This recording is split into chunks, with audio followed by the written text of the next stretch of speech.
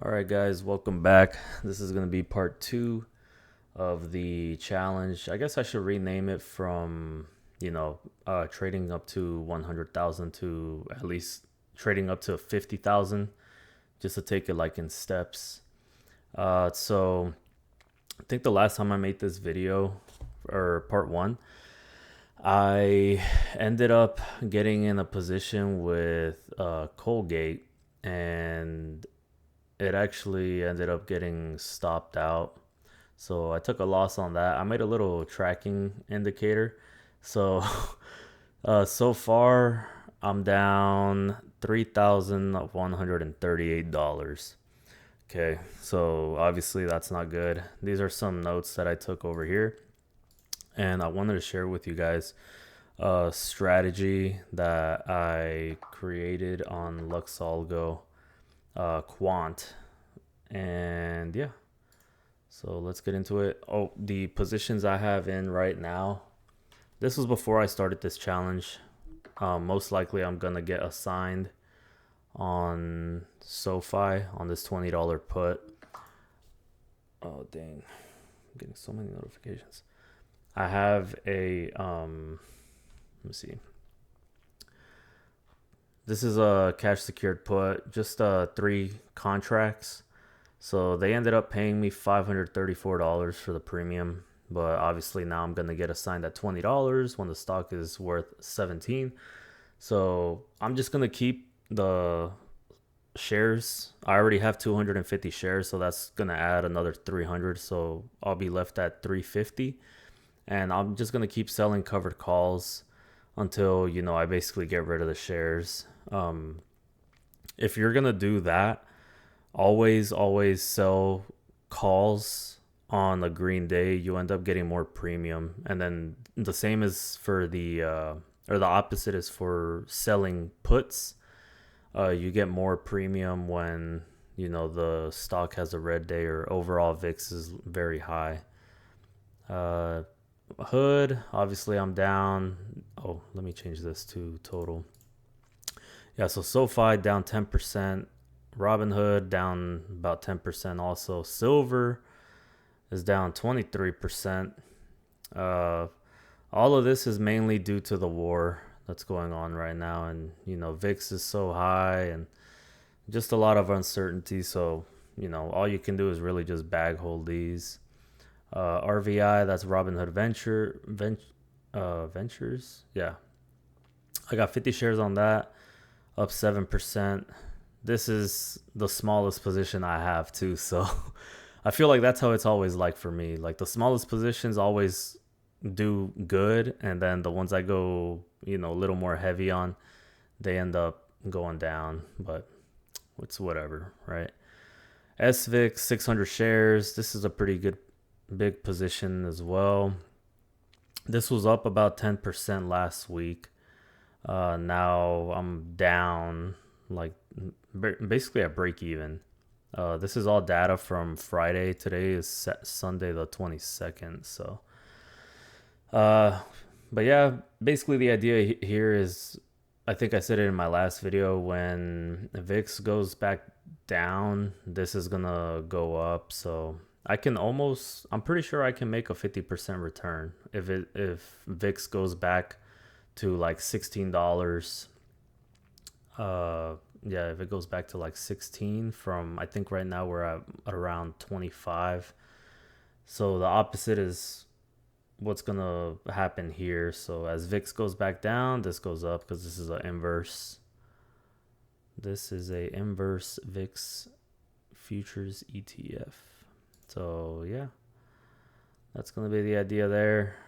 And yeah, so basically that's it. I have this amount with margin, and I'm just waiting now. I'm being patient because I'm looking at these setups here. So I have bullish reversals and then I have bearish reversals. These are both scanners. And yeah, pretty much I find them, I mostly like the bullish reversals because they're so beat up that It's easier to go long than to go short, in my opinion. Um, I still do watch companies that do very well. Obviously, right now, like Chevron, all these oil companies are so high because of what's happening with the prices of oil. I mean, this thing's been running up so high. But yeah, I'm not really looking to short these. I want to go long. So this is the indicator that I made. It's basically a moving average, but it moves with volume real time. So it's not like I think the description was telling me it's not like the volume or the moving average volume weighted something kind of like VWAP. It's not like that.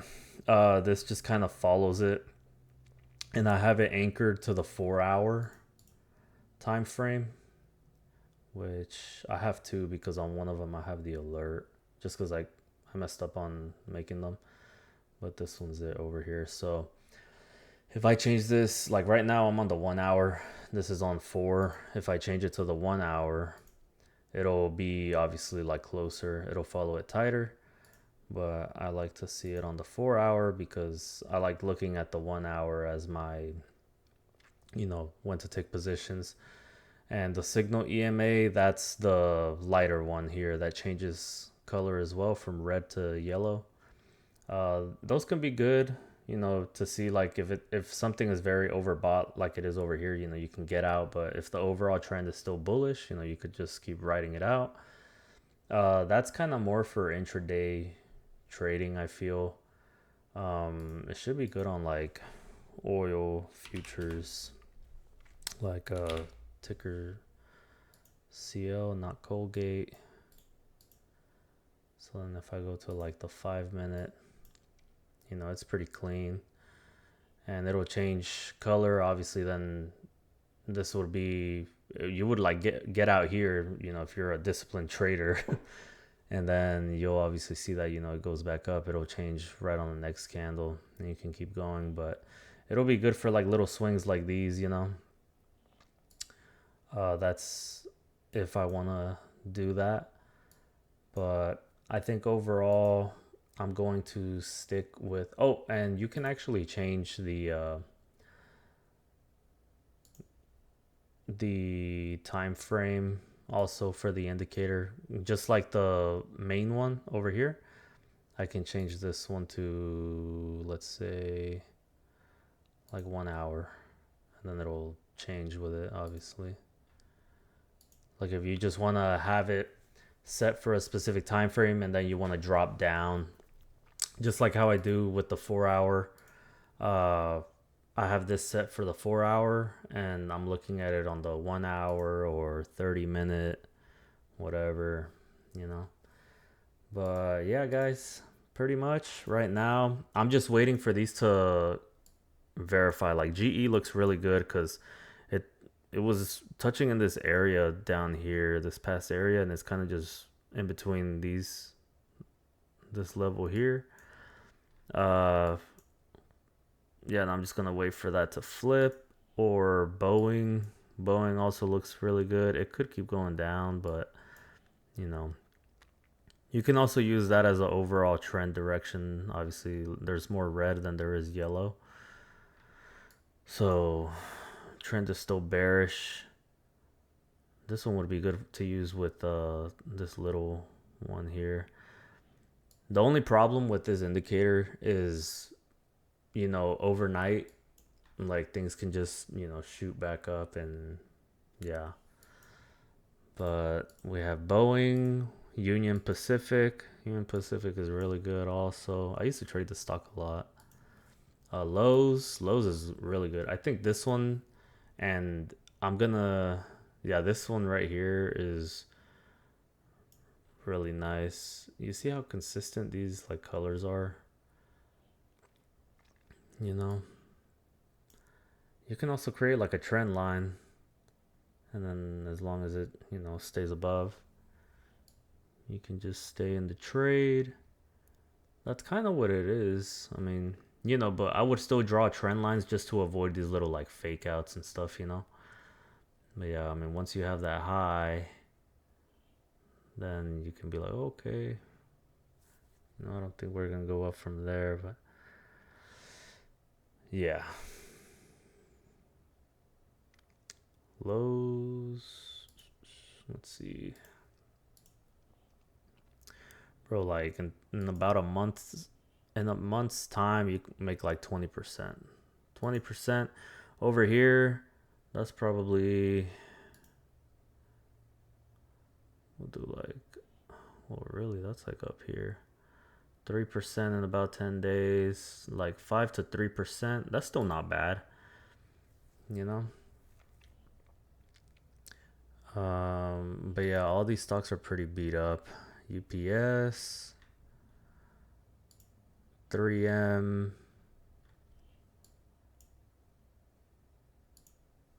and Sherwin-Williams.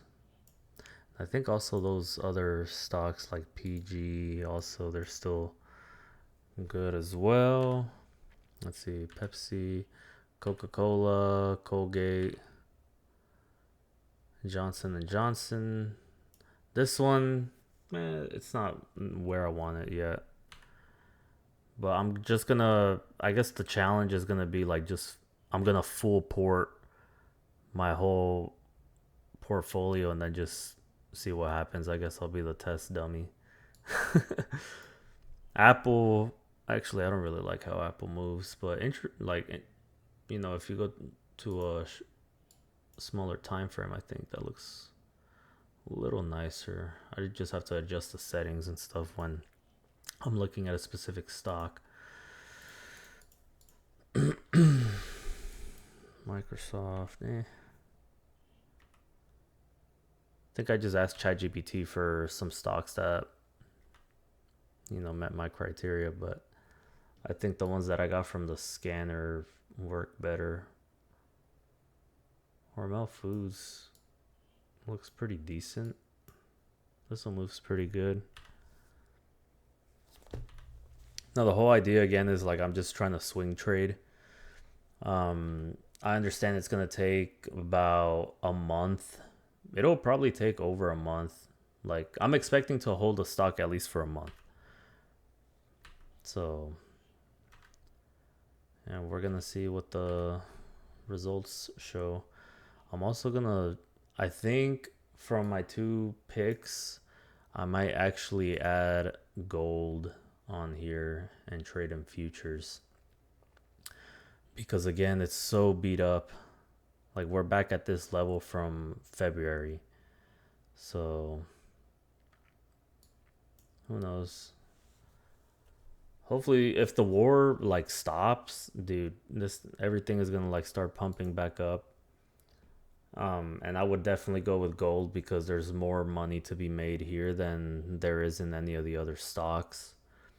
But obviously, we have overnight risk. But I have my alert set pretty loud, so hopefully I don't miss it. And if I do, it'll probably just be. I don't think it'll be like much. But I mean, we're gonna have to find out. So yeah, guys, I guess that's it for this video. Just wanted to show y'all, what's going on. And yeah, that sucks, but that's just the way the market is. Again, let me show y'all like my total performance.